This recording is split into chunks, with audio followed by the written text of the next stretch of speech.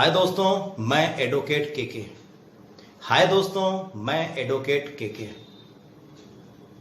दोस्तों, मैंने अपने पिछले वीडियो में आपको भारतीय संविधान का इंट्रोडक्शन दिया था और आज मैं अपनी इस वीडियो में आपको आईपीसी यानी भारतीय दंड संहिता का इंट्रोडक्शन देना चाहता हूं। आईपीसी यानी इंडियन पेनल कोड, आईपीसी यानी इंडियन पेनल कोड, जिसे हिंदी में भारतीय दंड संहिता कहते हैं और उर्दू में ताजीराते हिंद कहते हैं। आईपीसी में कुल मिलाकर 511 धाराएं हैं, 23 चैप्टर यानी 23 अध्याय हैं। 1834 में पहला विधि आयोग बनाया गया था। इसके चेयरपर्सन लॉर्ड मैकाले थे।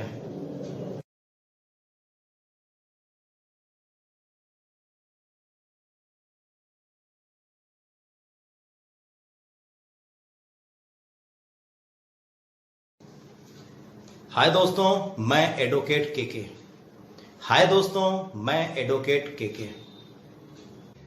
आईपीसी यानी इंडियन पेनल कोड यानी भारतीय दंड संहिता। भारतीय दंड संहिता का अध्याय 1 इंट्रोडक्शन, प्रस्तावना। अध्याय 1 उद्देशिका। भारत के लिए एक साधारण दंड संहिता का उपबंध करना समीचीन है, अतः यह निम्नलिखित रूप में अधिनियमित किया जाता है। धारा 1 यानी सेक्शन 1। धारा 1। आइए देखते हैं कि भारतीय दंड संहिता में धारा 1 क्या कहता है। धारा 1 संहिता का नाम और उसके प्रवर्तन का विस्तार।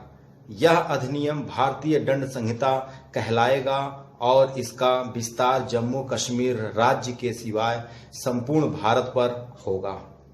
सेक्शन 2 यानी धारा 2। भारत के भीतर किए गए अपराधों का दंड। हर व्यक्ति इस संहिता के उपबंधों के प्रतिकूल हर कार्य या लोप के लिए जिसका वह भारत के भीतर दोषी होगा, इसी संहिता के अधीन दंडनीय होगा, अन्यथा नहीं। सेक्शन 3 यानी धारा 3।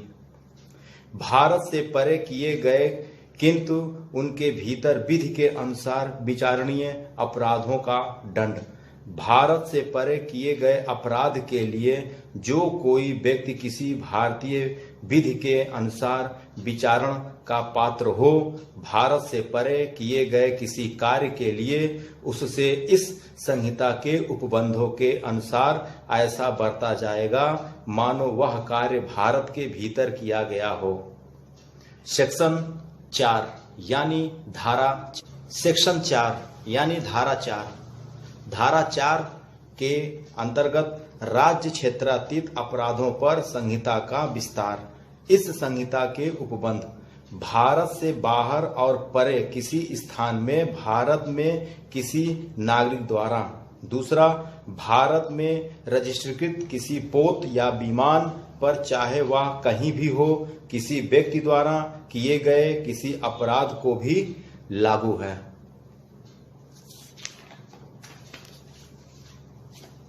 स्पष्टीकरण। इस धारा में अपराध शब्द के अंतर्गत भारत से बाहर किया गया ऐसा हर कार्य आता है जो यदि भारत में किया जाता तो इस संहिता के अधीन दंडनीय होता। उदाहरण के लिए, का जो भारत का नागरिक है उगांडा में हत्या करता है। का जो भारत का नागरिक है उगांडा में हत्या करता है, वह भारत के किसी स्थान जहां वह पाया जाए हत्या के लिए विचारित और दोष सिद्ध किया जा सकता है। सेक्शन 5 यानी धारा 5। कुछ विधियों पर इस अधिनियम द्वारा प्रभाव न डाला जाना। इस अधिनियम में कि कोई बात भारत सरकार की सेवा के ऑफिसरों, सैनिकों, नौसैनिकों या वायु सैनिकों द्वारा विद्रोह और अभित्यजन को दंडित करने वाले किसी अधिनियम के उपबंधों या किसी विशेष या स्थानीय विधि के उपबंधों पर प्रभाव नहीं डालेगा। हमने देखा अध्याय 1। अब आगे देखेंगे अध्याय 2, 3, 4, 5। 1 बाय 1 करके मैं आपको दिखाऊंगा और समझाने की कोशिश करूंगा। प्लीज इसे आप लोग देखिएगा और समझने की कोशिश करिएगा।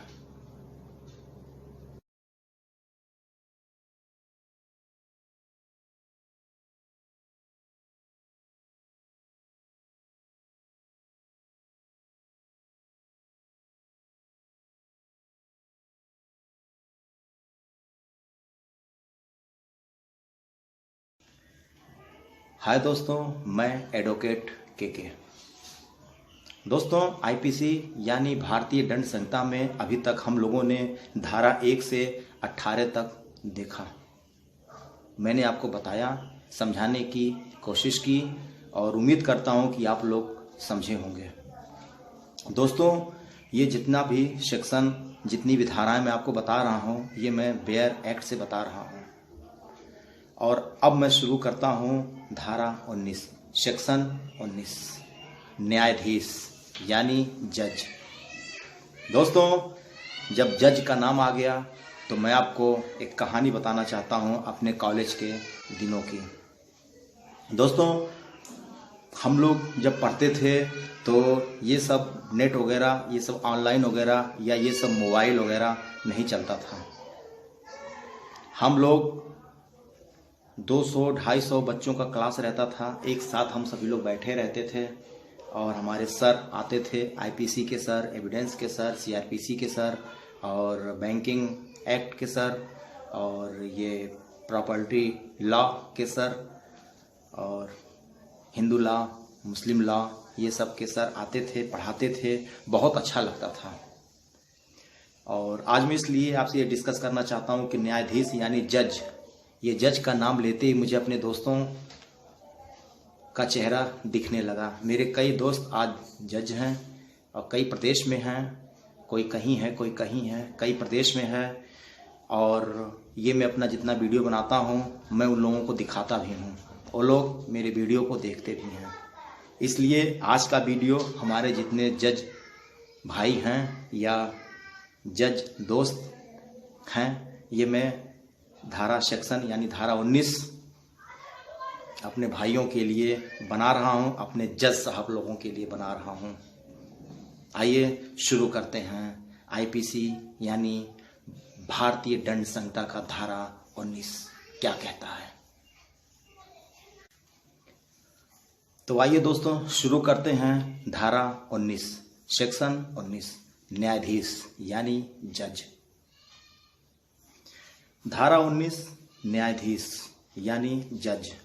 न्यायाधीश शब्द न केवल हर ऐसे व्यक्ति का घोतक है जो पद रूप से न्यायाधीश अभिहित हो, किंतु उस हर व्यक्ति का भी घोतक है जो किसी विधिक कार्यवाही में, चाहे वह सिविल हो या डांडिक, अंतिम निर्णय या ऐसा निर्णय जो उसके विरुद्ध अपील न होने पर अंतिम हो जाए या ऐसा निर्णय जो किसी अन्य प्राधिकारी द्वारा पुष्ट किए जाने का अंतिम हो जाए, देने के लिए विधि द्वारा सशक्त किया गया हो, अथवा जो उस व्यक्ति निकाय में से एक हो, जो व्यक्ति निकाय ऐसा निर्णय देने के लिए विधि द्वारा सशक्त किया गया हो। दृष्टांत ए यानी दृष्टांत का।